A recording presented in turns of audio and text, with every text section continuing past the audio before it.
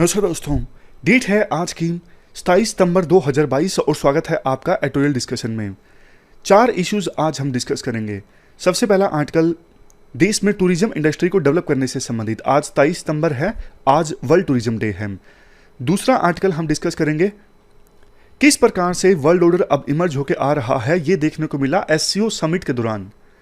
तीसरा आर्टिकल हम डिस्कस करेंगे ईरान में जो एंटी हिजाब मूवमेंट चल रही है ना, उसका क्या रिएक्शन देखने को मिल रहा है इंडिया में। इसके बाद सबसे लास्ट में पुलिस रिफॉर्म से संबंधित आर्टिकल बेसिक्स के साथ हम डिस्कस करेंगे। 22 सितंबर को पुलिस रिफॉर्म डे था, क्योंकि इसी दिन 2006 में सुप्रीम कोर्ट ने प्रकाश सिंह केस में जजमेंट दी थी अपनी, और हाल ही में उत्तराखंड में अंकिता भंडारी की जिस प्रकार से हत्या की गई और बाद में लोगों में गुस्सा देखने को मिला, तो दोनों को लिंक किया जा रहा है आर्टिकल में, हम डिस्कस करेंगे। चलिए डिस्कशन स्टार्ट करेंगे। फर्स्ट इंपॉर्टेंट आर्टिकल देश में टूरिज्म इंडस्ट्री को डेवलप करने से संबंधित है। आप जीएस पेपर सेकंड के इस टॉपिक से आर्टिकल को रिलेट कर सकते हो। क्या कंटेस्ट है? देखो, इसी महीने की शुरुआत में ना यूनियन टूरिज्म मिनिस्टर और सभी स्टेट्स के टूरिज्म मिनिस्टर्स की ना एक मीटिंग ऑर्गेनाइज हुई, यूं कह सकते हो समिट ऑर्गेनाइज हुआ। कहां पर? हिमालयाज के धौलाधार रेंज में। ये है हिमालयाज में धौलाधार रेंज। अक्सर यूपीएससी प्री में इन पर्वत श्रृंखलाओं पर यानी माउंटेन रेंजेस पर क्वेश्चन पूछ लेती है। सबसे ऊपर है लद्दाख रेंज, उसके बाद जंस्कर रेंज, फिर पीर पंजाल, धौलाधार और शिवालिक। कई बार यूपीएससी ऐसे भी क्वेश्चन पूछ लेती है, इन्हें असेंडिंग ऑर्डर में या फिर डिसेंडिंग ऑर्डर में लगाइए। तो देखो, ये टूरिज्म मिनिस्टर्स का जो समिट ऑर्गेनाइज हुआ ना धौलाधार रेंज में, इसमें एक डिक्लेरेशन निकल के आई जिसका नाम है धर्मशाला डिक्लेरेशन। प्री में यूपीएससी ये पूछे तो बता दीजिएगा, टूरिज्म से संबंधित है धर्मशाला डिक्लेरेशन।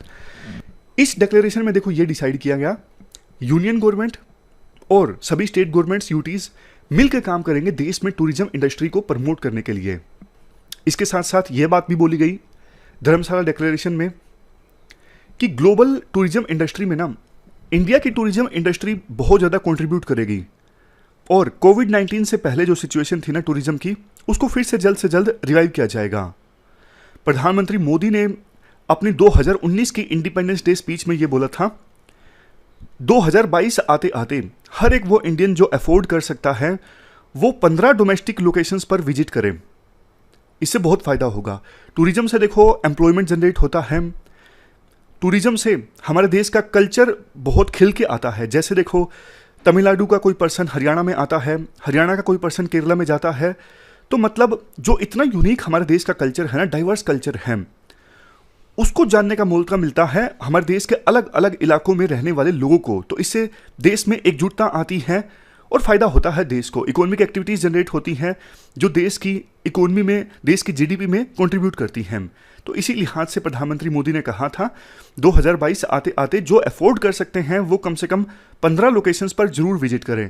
लेकिन देखो, कोविड-19 की महामारी आ गई और इस पर ज़्यादा फोकस नहीं किया गया फिर यूनियन गवर्नमेंट के द्वारा। लेकिन आज 27 सितंबर है, आज का जो दिन है वर्ल्ड टूरिज्म डे के रूप में ऑब्जर्व किया जाता है, और अब कोविड-19 की महामारी भी काफ़ी कम हो गई है, तो फिर से एक मौका है देश में डोमेस्टिक टूरिज्म इंडस्ट्री को आगे ले जाने का।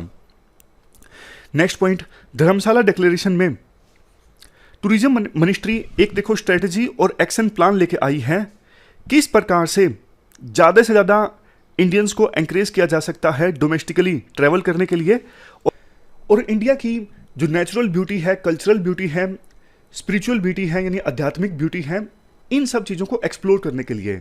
और जैसे देखो, मैंने आपको बताया, ज़्यादा लोग डोमेस्टिकली विजिट करते हैं ना, तो एक भारत श्रेष्ठ भारत का जो सपना है वो भी साकार होता है, क्योंकि इससे एक स्टेट के लोग दूसरे स्टेट्स का डाइवर्स कल्चर जानते हैं और वही बात देश में यूनिटी आती है।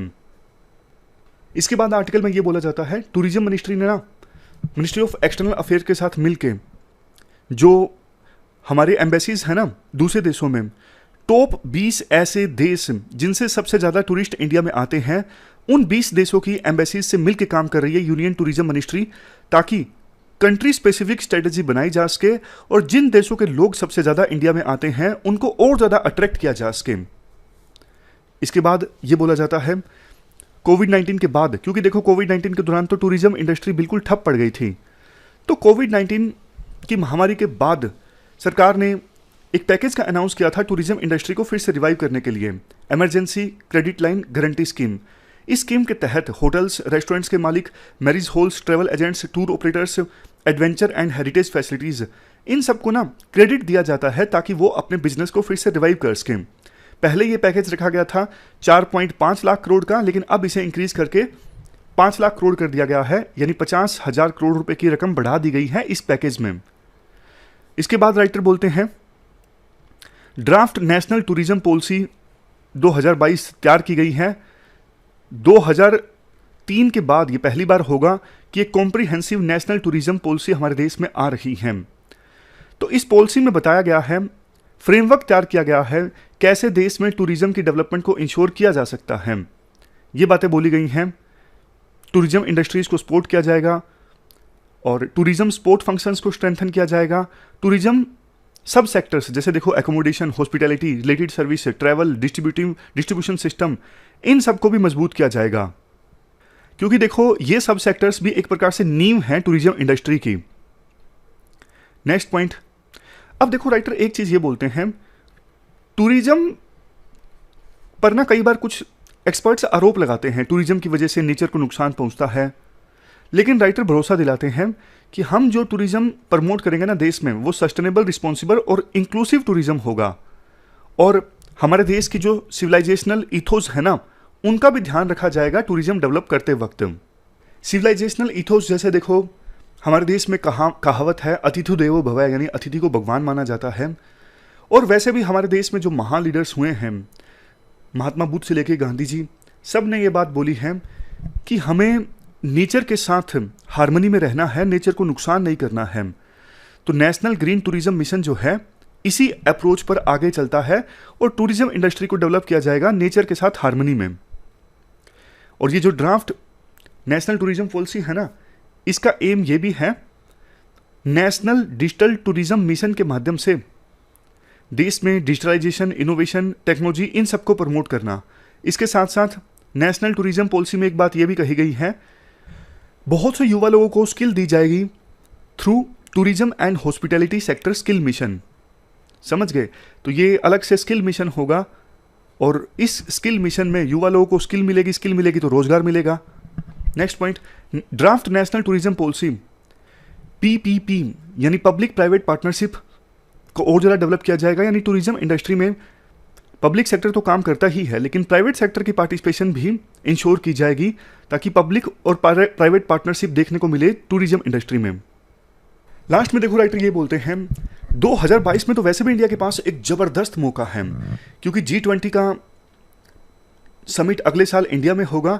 दिसंबर 2022 में G20 की जो प्रेसिडेंटशिप है ना, वो इंडिया के पास आ जाएगी। तो इस एक साल में 200 के आसपास मीटिंग्स इंडिया में ऑर्गेनाइज होगी। अलग अलग देशों के मिनिस्टर्स इंडिया में आएंगे फाइनल समिट की प्रिपरेशन के लिए। 15 वर्किंग ग्रुप्स की मीटिंग होगी, anti corruption, agriculture, health, culture, tourism, foreign ministers, दूसरी मिनिस्ट्रियल मीटिंग्स भी होंगी। तो ना ये एक मौका है इंडिया के पास अपने कल्चर को दिखाने का, इंडिया में टूरिज्म के स्कोप को शो करने का।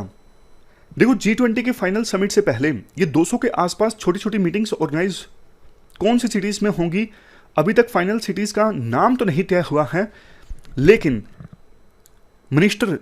टूरिज्म मिनिस्टर जिन्होंने ये आर्टिकल लिखा है वो कहते हैं 35 सिटीज़ की पहचान हो चुकी है जिनमें पोटेंशियल है इन मीटिंग्स को होस्ट करने का, क्योंकि वो सिटीज़ जो हैं Swachh Bharat, accommodation availability, conference infrastructure, इन सब पैरामीटर्स पर खरी उतरती हैं। इसके साथ साथ मिनिस्ट्री ऑफ टूरिज्म दूसरी मिनिस्ट्रीज के साथ भी मिलकर काम कर रही हैं ताकि टूरिस्ट को इंडिया में आने में बहुत ज़्यादा आसानी हो। इसके लिए visa reforms, ease of travel, traveller friendly and improved immigration facilities at airports, इन सब का प्रोविज़न किया जा रहा है।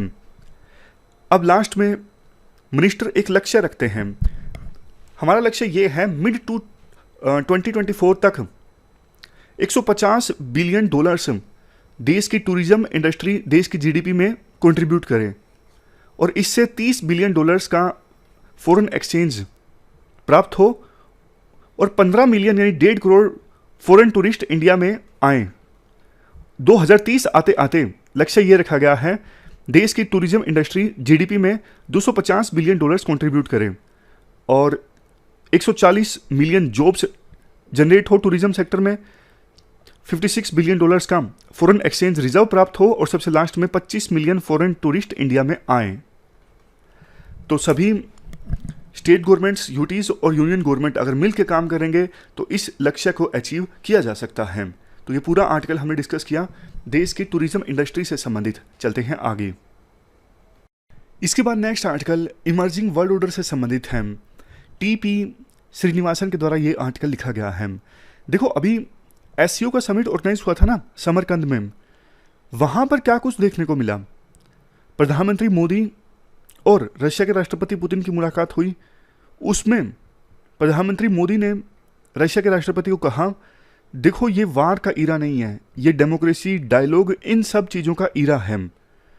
तो सिर्फ प्रधानमंत्री मोदी थे जिन्होंने डायरेक्टली क्रिटिसाइज किया रशिया के राष्ट्रपति को। क्रिटिसाइज वर्ड तो यूज़ नहीं कर सकते क्योंकि प्रधानमंत्री मोदी ने सिर्फ एक लाइन ये बोली थी, बाकी ओवरऑल मीटिंग फ्रेंडली इन्वायरमेंट में थी। ऐसा नहीं कि बहुत ज़्यादा मतलब तनाव था मीटिंग में। लेकिन देखो, फिर भी इंडिया की हिम्मत है कि डायरेक्टली इंडिया ने रशिया के राष्ट्रपति को ये बात बोली, मतलब प्रधानमंत्री मोदी ने। और इसके अलावा उस मीटिंग में चाइना थे, सेंट्रल एशिया के कंट्रीज थे। किसी की हिम्मत नहीं हुई कि कोई रशिया के राष्ट्रपति पुतिन को ये बोल सके कि आप जल्द से जल्द युद्ध को ख़त्म कीजिए। देखो, आज के समय में ना आपने देखा होगा रशिया और चाइना, इनकी जो एक्सिस हैं, ये बोलते हैं हमारी जो दोस्ती है विदाउट लिमिट्स हैं। चाइना अब ये स्वीकार कर चुका है कि उनका जो भविष्य है वो रशिया के साथ है। यूएसए के साथ चाइना कोई पार्टनरशिप अब नहीं रख सकता। जहां यूक्रेन इशू पर चाइना रशिया की मदद कर रहा है, बदले में चाइना ने रशिया से ये वादा लिया है कि ताइवान के इशू पर आप पूरी तरह से हमें सपोर्ट करेंगे। और भी, ना सिर्फ रशिया चाइना बल्कि रशिया, चाइना, ईरान, पाकिस्तान, इन देशों की एक एक्सिस देखने को मिल रही है। तो क्वेश्चन ये उठता है कि एससीओ में क्या इंडिया का कोई स्कोप है ज़्यादा? देखो, इसका आंसर तो ना है। मतलब एससीओ में इंडिया कोई रिफॉर्म नहीं ला सकता क्योंकि रशिया, चाइना, ईरान और पाकिस्तान, इन देशों का अलायंस जब होगा तो इंडिया, आप बताइए, क्या कर सकता है अकेला एससीओ में रिफॉर्म लाने के लिए? तो कुछ लोग जो बोलते हैं ना, इंडिया मल्टी एंगेजमेंट कर रहा है, एक ही समय में बहुत सारे ग्रुप्स के साथ इंडिया डील कर रहा है, बात तो सही है। लेकिन इंडिया का जो फ्यूचर है ना वो क्वाड में ज़्यादा है, क्योंकि एक तरफ इन 4 देशों का अलायंस है, रशिया, चाइना, ईरान, पाकिस्तान। हालांकि पाकिस्तान को इस अलायंस से अलग रखने के लिए यूएसए ने अभी पाकिस्तान को खुश करने की कोशिश की और F-16 जो विमान है, जो पहले यूएसए पाकिस्तान को बेच चुका है, उसके सॉफ्टवेयर वगैरह अपडेट करेगा, पुर्जे देगा, ऐसा यूएसए ने कहा था, जिसका इंडिया ने विरोध भी किया था। बट यूएसए का मकसद है कि पाकिस्तान को इस अलायंस से बाहर निकाला जाए, लेकिन ऐसा होगा नहीं क्योंकि पाकिस्तान की जो डिपेंडेंसी है आज के समय में चाइना के ऊपर बहुत ज़्यादा है। तो इंडिया का जो फ्यूचर है ना वो क्वाड के साथ में है, वो डेमोक्रेटिक कंट्रीज़ के साथ में है। जो यूएसए भी बोलता है कि हम डेमोक्रेटिक कंट्रीज़ का अलायंस बनाएंगे, जिसके विरोध में चाइना, पाकिस्तान और रशिया, ईरान, इनका अलायंस देखने को मिल रहा है। इसको राइटर नाम देते हैं रेड क्वाड। जो नॉर्मल क्वाड है ना, जिसमें 4 देश हैं, ऑस्ट्रेलिया, जापान, इंडिया, यूएसए, उसके अगेंस्ट ये जो अलायंस है चाइना, पाकिस्तान, रशिया और ईरान का, इस अलायंस को नाम देते हैं राइटर रेड क्वाड। तो वर्ल्ड ना आने वाले समय में इसी प्रकार से डिवाइडेड नजर आएगा। एक तरफ डेमोक्रेटिक कंट्रीज होंगे, दूसरी तरफ ये सारे देश होंगे जहां पर डेमोक्रेसी नहीं है। इसके अलावा राइटर बोलते हैं इस मीटिंग के दौरान देखो, जिनके बीच में बातचीत होनी चाहिए थी, जैसे इंडिया पाकिस्तान के प्रीमियर, इंडिया चाइना के प्रीमियर्स, इनके बीच में आपस में कोई बातचीत नहीं हुई। पाकिस्तान को लेके इंडिया ने सिर्फ एक बात कही कि इंडिया से सामान जांच के सीधा अफगानिस्तान में लैंड के थ्रू, इसके लिए पाकिस्तान को अपना लैंड एक्सेस देना चाहिए। सिर्फ ये बात इंडिया ने कही। अदरवाइज ऐसा लगता है जैसे इंडिया अब पाकिस्तान को लेके अपनी एनर्जी वेस्ट नहीं करना चाहता बार बार पाकिस्तान के बारे में बोल के। हालांकि पाकिस्तान अभी भी इंडिया के ऑब्सेशन से बाहर नहीं निकल पाया है। समिट के दौरान, एससीओ के समिट के दौरान, पाकिस्तान के प्रधानमंत्री ने चाइना के राष्ट्रपति के साथ मीटिंग की और ये कहा कि हमने चाइना को कश्मीर इशू पर समाधान में हेल्प निकालने की बात कही, बट चाइना ने अपनी तरफ से ऐसा कुछ नहीं कहा कि पाकिस्तान के प्रधानमंत्री की चाइना के राष्ट्रपति से मुलाकात के दौरान ऐसी किसी बात पर चर्चा हुई। कुल मिला के देखो, राइटर लास्ट में ये बोलते हैं कि आने वाले समय में ना वर्ल्ड और ज़्यादा डिवाइड होता जा रहा है।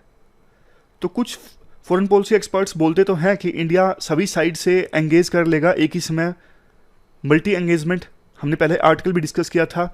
बट देखो, जितना आसान ये लगता है ना उतना आसान ये है नहीं।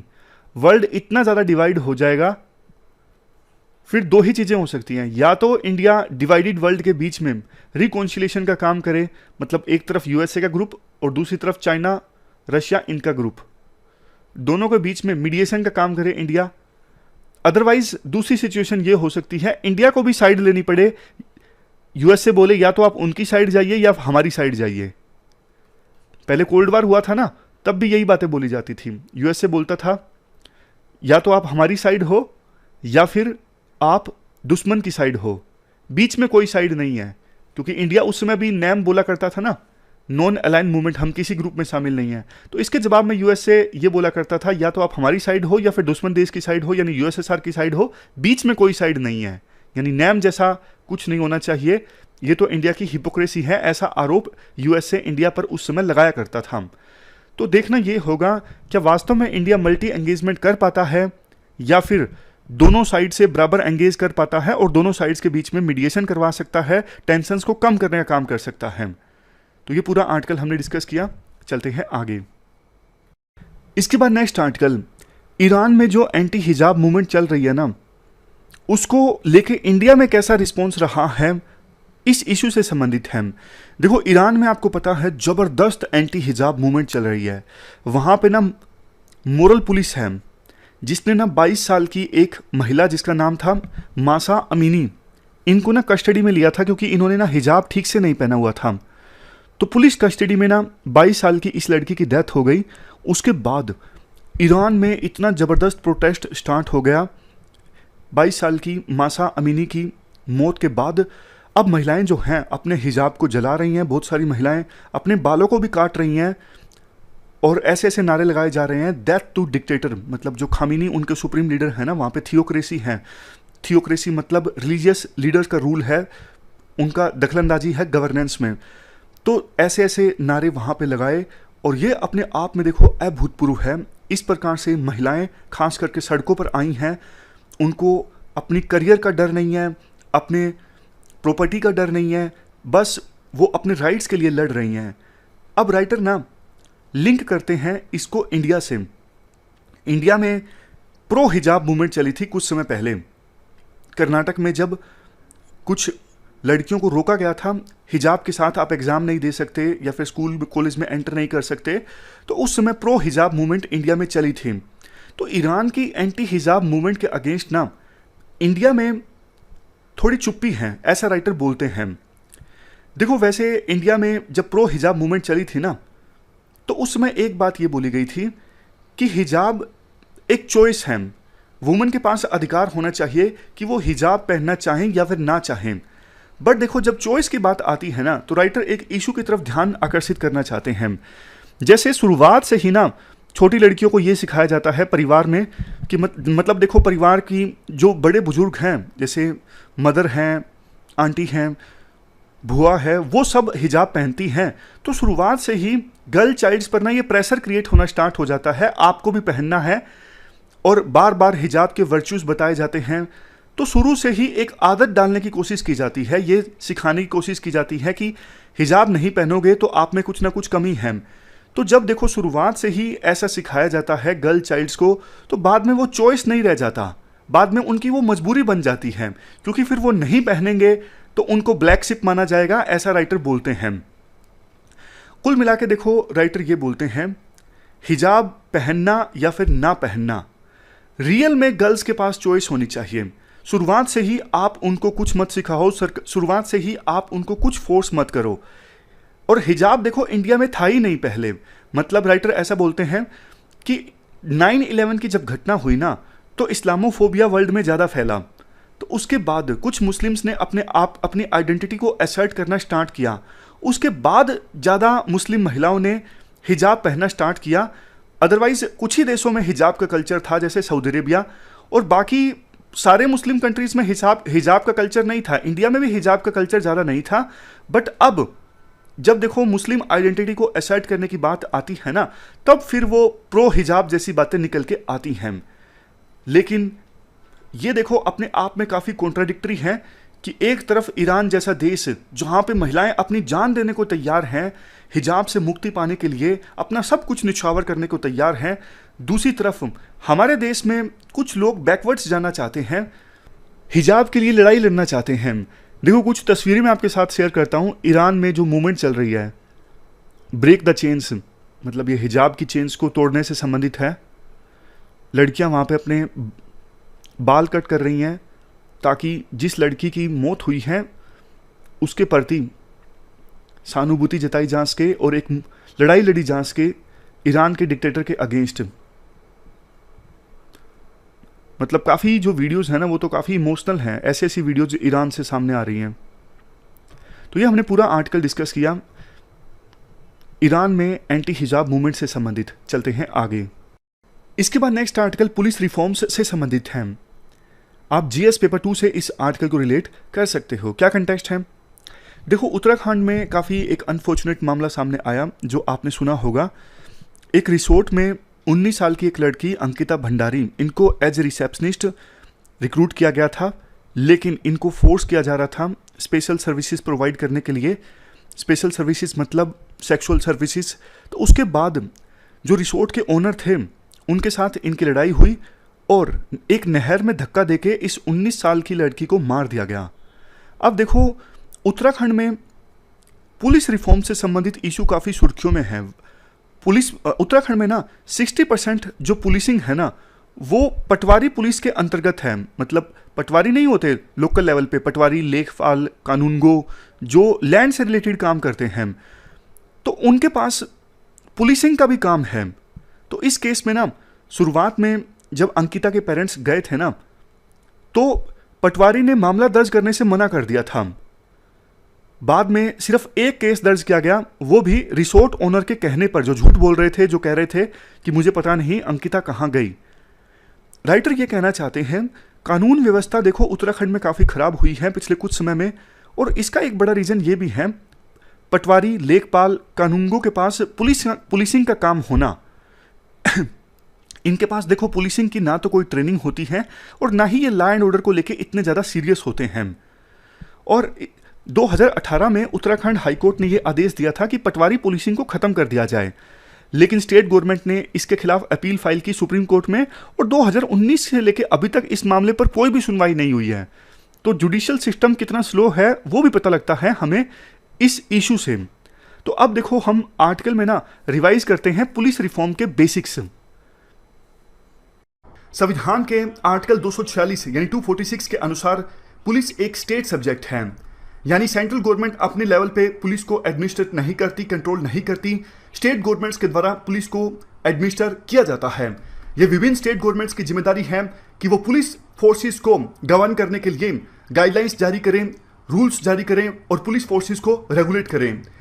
इंडियन पुलिस एक्ट्स ऑफ 1861 ये जो एक्ट है वो बेसिक इंस्ट्रूमेंट है हमारे देश में विभिन्न स्टेट्स की पुलिस फोर्सेस को गवर्न करने के लिए। अब देखो एक इंपॉर्टेंट इंफॉर्मेशन आपको यहां पे दूं। ये जो एक्ट आया था ये ब्रिटिशर्स के द्वारा ये एक्ट लाया गया था, और कंटेक्स्ट आप समझने की कोशिश कीजिए। 1857 में फर्स्ट वार ऑफ इंडिपेंडेंस हुआ, यानी 1857 की क्रांति के बाद ब्रिटिशर्स के द्वारा ये एक्ट लाया गया था। तो कंटेक्स्ट उस समय बिल्कुल अलग था। आज के समय में जो कंटेक्स्ट है वो चेंज हो चुका है। उस समय देखो ब्रिटिशर्स ने ये सोचा था कि पुलिस जो है वो एग्जीक्यूटिव्स के कंट्रोल में होनी चाहिए, क्योंकि एग्जीक्यूटिव उस समय कौन थे? ब्रिटिशर्स थे। तो ब्रिटिशर्स ने सोचा था कि पुलिस हमारी मुट्ठी में होनी चाहिए, और पुलिस में भी जो टॉप लेवल के ऑफिसर्स थे वो ब्रिटिशर्स थे। तो इस एक्ट के अनुसार पुलिस के अंदर सेंट्रलाइजेशन ऑफ पावर बहुत ज़्यादा है। एक छोटे हवलदार के पास या फिर छोटे सब इंस्पेक्टर के पास, इनके पास कुछ पावर्स नहीं होती। सारी की सारी जो पावर हैं पुलिस फोर्स में वो सेंट्रलाइज्ड हैं, बड़े ऑफिसर्स के पास होती हैं। और ऐसा इसलिए किया गया था, जैसे मैंने आपको बताया कि 1857 की क्रांति आई थी, उसके बाद ब्रिटिशर्स ने सोचा पुलिस फोर्स में स्ट्रॉन्ग हायरार्की होनी चाहिए जैसे मिलिट्री में होती है। तो पुलिस ऑर्गेनाइजेशन का जो स्ट्रक्चर है वो उसी प्रकार से डिफाइन किया गया था। लेकिन ये एक्ट आज भी चेंज नहीं किया गया है, हालात पूरी तरह से चेंज हो चुके हैं। पुलिस के मेन काम है क्या, उनकी मेन ड्यूटीज क्या हैं, उन सब चीजों को इनलिस्ट किया गया था ओरिजिनली इंडियन पुलिस एक्ट 1861 में। लेकिन देखो समय के अनुसार पुलिस की कुछ ड्यूटीज जो हैं वो एक्सपेंड हुई और कुछ ड्यूटीज को बदला भी गया। तो मोर रिसेंट लिस्ट यानी पुलिस के आज के समय में मेन काम क्या है उनको आप 6 कैटेगरीज में डिवाइड कर सकते हो। मेंटेनिंग लॉ एंड ऑर्डर पहले नंबर पे, उसके बाद दंगों को कंट्रोल करना, crime investigation, protection of state assets, VIP protection और सबसे लास्ट में ट्रैफिक कंट्रोल। पुलिस के मेन ये 6 काम हैं। हायरार्की की बात करें तो हायरार्की इस प्रकार से है, इंपॉर्टेंट नहीं है, आपको पता ही होगी कि पुलिस डिपार्टमेंट में हायरार्की किस प्रकार से होती है। देखो अब इश्यूज की बात करते हैं कि पुलिस फोर्स जो है हमारे देश में आज किस प्रकार के इश्यूज से जूझ रही है। सबसे पहला इश्यू तो यही है, जो जिस एक्ट की हमने बात की, इंडियन पुलिस एक्ट 1861 बहुत पुराना हो चुका है। इवन दूसरे act IPC, CrPC, Indian evidence act, ये सब जो एक्ट्स हैं जिनके बेस पे पुलिस फोर्स चलती है, ये सारे एक्ट्स पुराने हो चुके हैं, लेकिन आवश्यक बदलाव नहीं लाए गए हैं समय के अनुसार इन एक्ट्स में।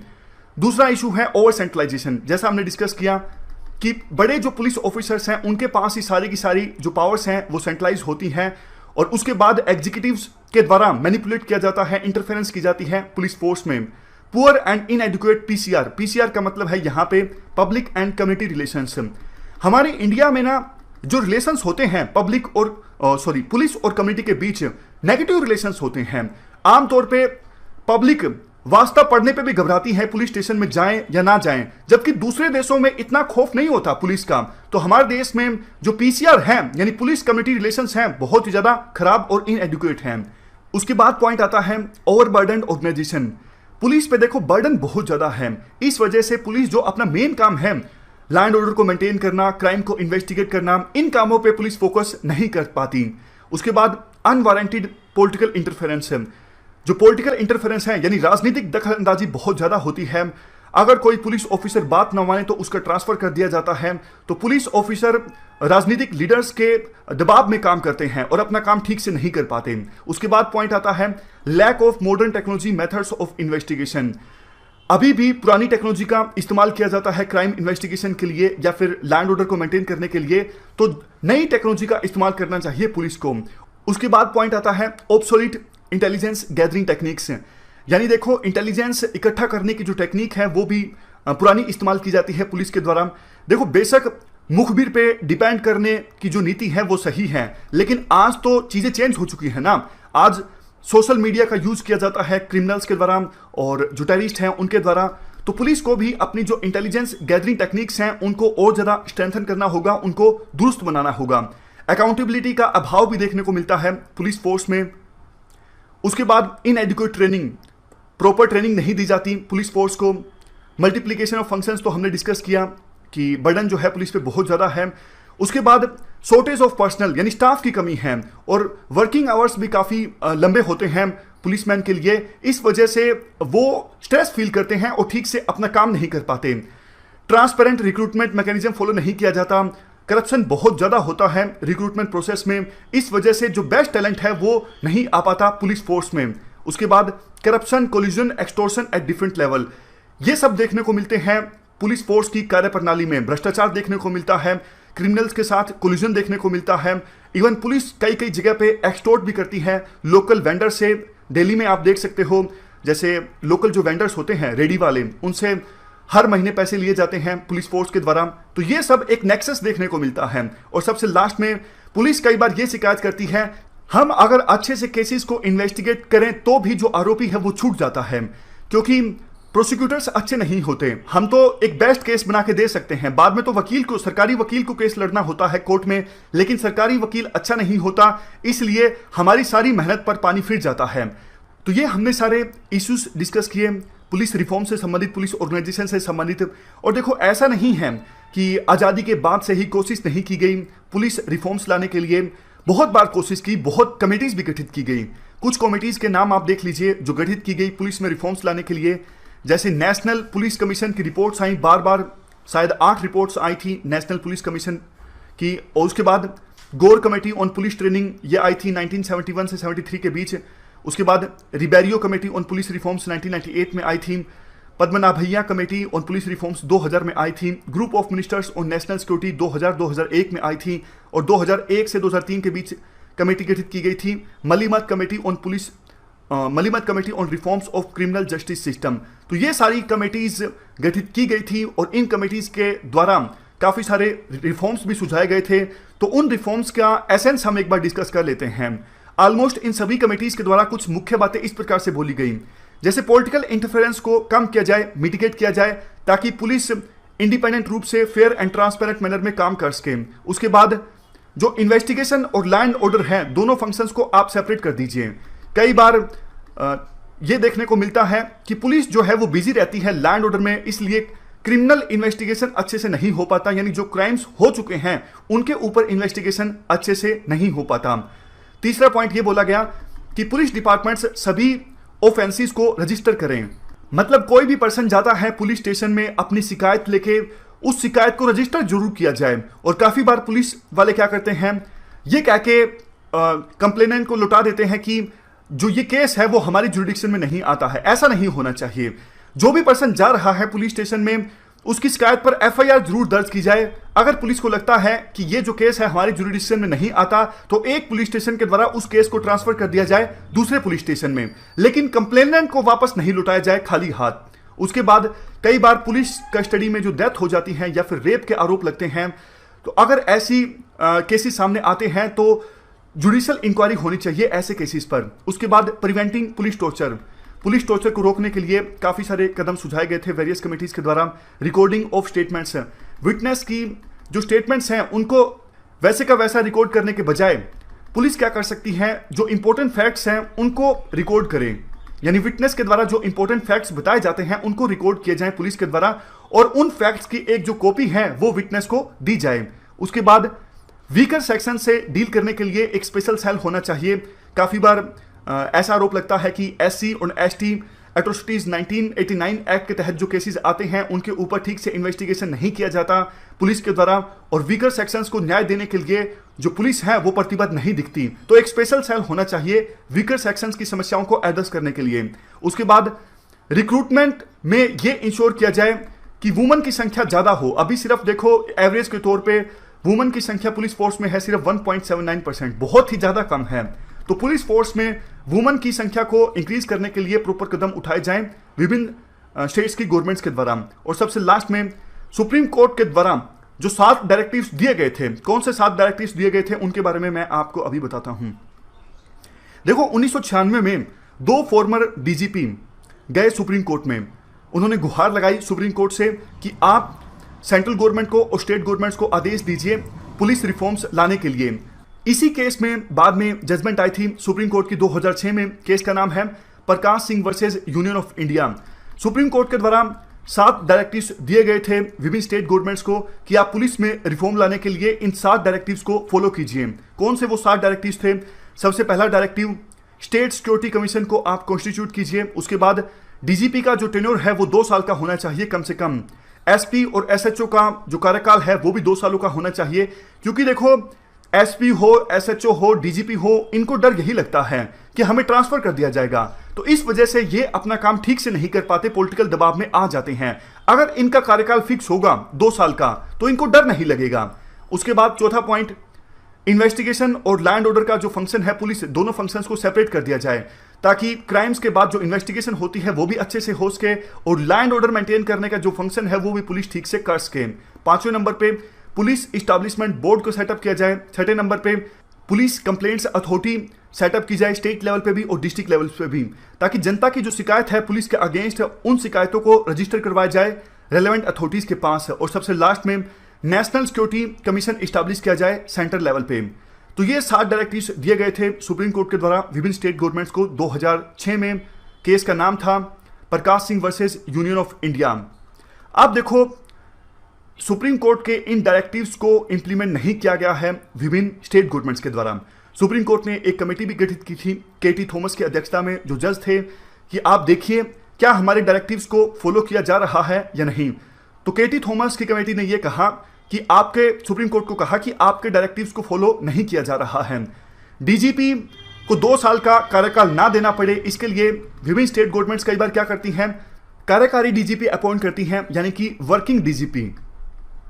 जैसे कि मैं आपको एग्जांपल देता हूं, कोई डीजीपी रिटायर हुआ, उसके बाद नंबर किसी और का है, लेकिन कोई स्टेट गवर्नमेंट अपनी किसी फेवरेट ऑफिसर को डीजीपी के पद पर अपॉइंट करना चाहती है, तो उसे एक बार के लिए वर्किंग डीजीपी इस्टेब्लिश कर दिया जाएगा। तो इसका फायदा क्या होता है, एक तो जो सीनियर ऑफिसर्स हैं उनको इग्नोर किया जा सकता है, दूसरा कभी भी हटाया भी जा सकता है। बाद में स्टेट गवर्नमेंट ये बहाना मार सकती है। वैसे तो देखो, सुप्रीम कोर्ट के डायरेक्टिव के अनुसार 2 साल का कार्यकाल देना जरूरी है डीजीपी को, लेकिन स्टेट गवर्नमेंट वर्किंग डीजीपी को यह कह के हटा सकती है कि आप तो सिर्फ वर्किंग थे। तो इस प्रकार से विभिन्न स्टेट गवर्नमेंट्स कोई ना कोई तरीका खोज लेती हैं ताकि इन डायरेक्टिव्स को इंप्लीमेंट ना करना पड़े और इनको अवॉइड किया जा सके। अभी हाल ही में क्या हुआ, सुप्रीम कोर्ट के द्वारा फिर से आदेश दिया गया स्टेट गवर्नमेंट्स को। मान लीजिए किसी स्टेट गवर्नमेंट को पता है कि कोई डीजीपी है उनके स्टेट में और उनकी रिटायरमेंट होने वाली है 3 महीने के बाद, तो रिटायरमेंट से 3 महीने पहले ही प्रपोजल भेजा जाए यूपीएससी को। यूपीएससी को प्रपोजल भेजा जाएगा और यूपीएससी उस स्टेट गवर्नमेंट को 3 ऑफिसर्स के नाम सुझाएगी और उन 3 में से एक ऑफिसर को डीजीपी के तौर पे अपॉइंट किया जाएगा उस स्टेट गवर्नमेंट के द्वारा। मतलब विभिन्न स्टेट गवर्नमेंट्स अब डीजीपी को अपॉइंट करते वक्त अपनी मनमानी नहीं कर सकेंगी। तो सुप्रीम कोर्ट का अगर डायरेक्टिव को फॉलो किया जाता है तो डीजीपी को रिटायर होने से 3 महीने पहले ही उनको प्रपोजल भेजना होगा यूपीएससी को। यूपीएससी उस स्टेट गवर्नमेंट को 3 नाम सुझाएगी और उन 3 पर्सन्स में से किसी एक पर्सन को डीजीपी के तौर पे अपॉइंट करना होगा उस स्टेट गवर्नमेंट के द्वारा।